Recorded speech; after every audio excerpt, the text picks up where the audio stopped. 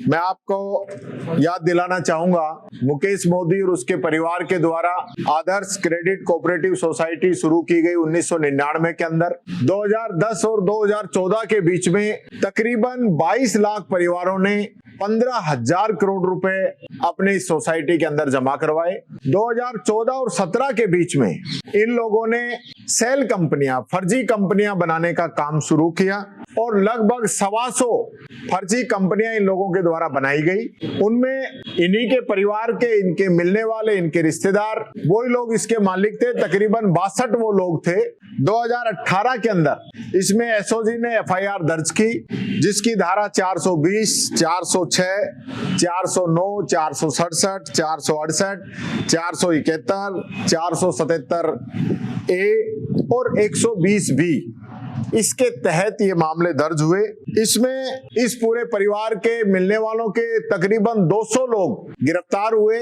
जो main FIR में लोग थे उनके अलावा एक नाम और जोड़ा गया, सिद्धार्थ चौहान का। उसके अरेस्ट वारंट है, उसको भगोड़ा घोषित किया जा चुका है। 18-19 में जब इसकी 8 फर्जी कंपनियां पकड़ी गई, ये सरेंडर नहीं हुए तो इनको भगोड़ा घोषित किया गया। 2019 दिसंबर के अंदर गुरुग्राम में SFIO की जांच की गई और उनके द्वारा भी लगभग 200 लोगों का चालान पेश किया गया। 2019 में इसी कंपनी पे एक और मुकदमा दिल्ली के अंदर दर्ज हुआ। कुल मिला के 3 मुकदमे एसओजी का, SFIO का और दिल्ली का। 3 मुकदमे जो हैं इन पे चल रहे हैं।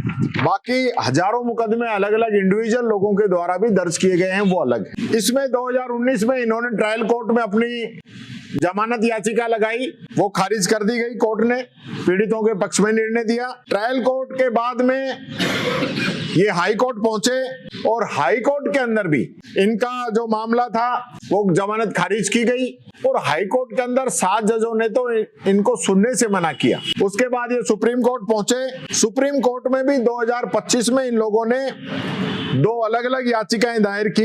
एक याचिका की जब चीफ जस्टिस साहब के सामने सुनवाई आई तो इन्होंने याचिका वापस ले ली और दूसरी सुनवाई अभी वहां चल रही है। और दूसरी सुनवाई जो चल रही है उसमें राजस्थान सरकार की तरफ से AAG शिव मंगल शर्मा और उनके सहयोगी सौरभ राजपाल, निधि जायसवाल, ये सरकार की तरफ से पैरवी कर रहे हैं।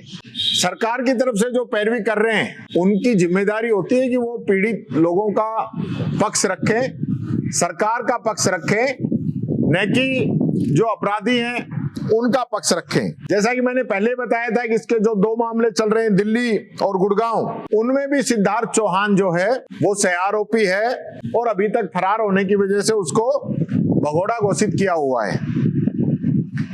अब जो आरोपी है सिद्धार्थ चौहान, उसके तरफ से जो मुकदमे की पैरवी की जा रही है वो आरा एंड कंपनी एक फर्म है, उसके द्वारा की जा रही है और वो शिव मंगल शर्मा, सौरभ राजपाल, निधि जायसवाल और इनके साथियों की फर्म है।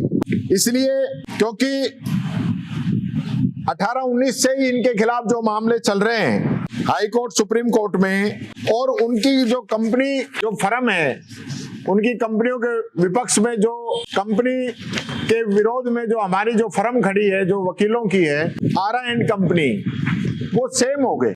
यानी कि जो सह आरोपी का बचाव कर रहे हैं वो भी वही लोग हैं और जो सरकार की तरफ से पैरवी कर रहे हैं ये भी वही लोग हैं। इसके बारे में सुप्रीम कोर्ट की भी क्लियर डायरेक्शन है कि कोई भी व्यक्ति दोनों पक्षों की तरफ से वकालत नहीं कर सकता, उसकी वकालत खारिज की जाती है।